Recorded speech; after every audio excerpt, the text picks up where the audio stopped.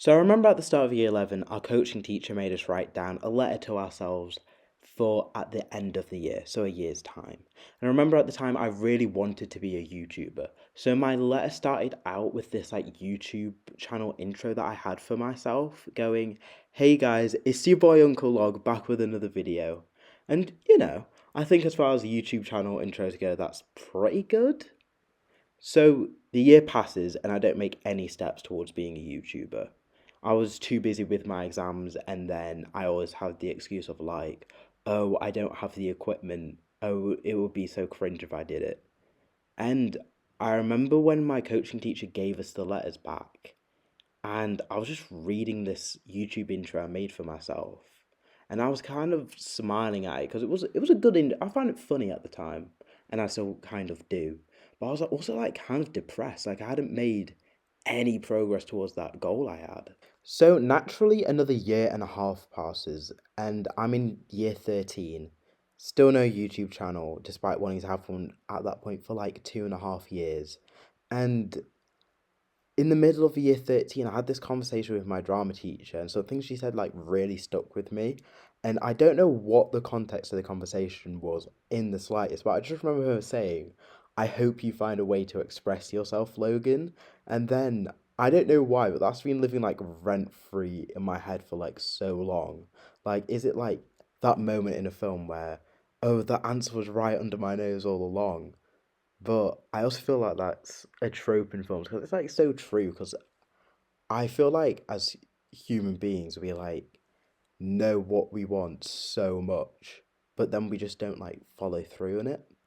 I met this dance teacher the other day, and he said to me that every single student that came into his dance studio thought that they could master the art of dance in like 6 months. And his response to them was to say that in the 3 years that his course lasted, they wouldn't even scratch the surface.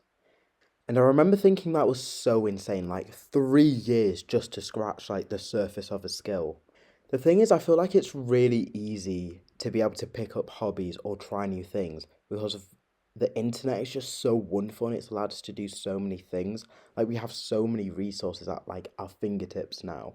But 50 years ago, and he said this to me, you really had to like know what your hobby was going to be, or you had to like seek out hobbies as well. You had to like find what you wanted to do. I think the availability and options of what we are able to do passions wise and careers wise and hobbies wise is so amazing. But it also promotes not following through, I think. I think our society promotes constant improving and like constantly becoming a bigger person and a better person at what you're doing. So even if you're just plain bad, if you're bad or you store or you hit a skill ceiling or you think you can be better at something else, I feel like it's promoted to just quit what you're doing and then just to hop on something else, which isn't how life works, and that's not how a lot of hobbies work. Like, it's all right to be bad for a while. It's all right to hit a skill ceiling and just stay at the level where you're at for a while. Like, you're not always going to see improvement in what you want to do. Also, I feel like in modern society as well, we're kind of incentivized to do multiple things. Like, this, oh, you've got to have a side hustle, you need to have passive income. Like, it's not enough to just have like one job now. You've got to have your job, then you've got to have a side hustle, like something extra that you're doing. Like, you can't even really commit to a job anymore. Especially with hobbies that are in the creative area or like stuff in the public eye, there's this element of will people even want this? And then there's also a kind of element of looking for approval that is it okay if I put this into the public? Like, will people even accept it if I do? Will people even like it? I wrote that letter to myself almost 5 years ago now. And if I'd just started when I wrote that letter to myself, I would have passed my 3 years by now.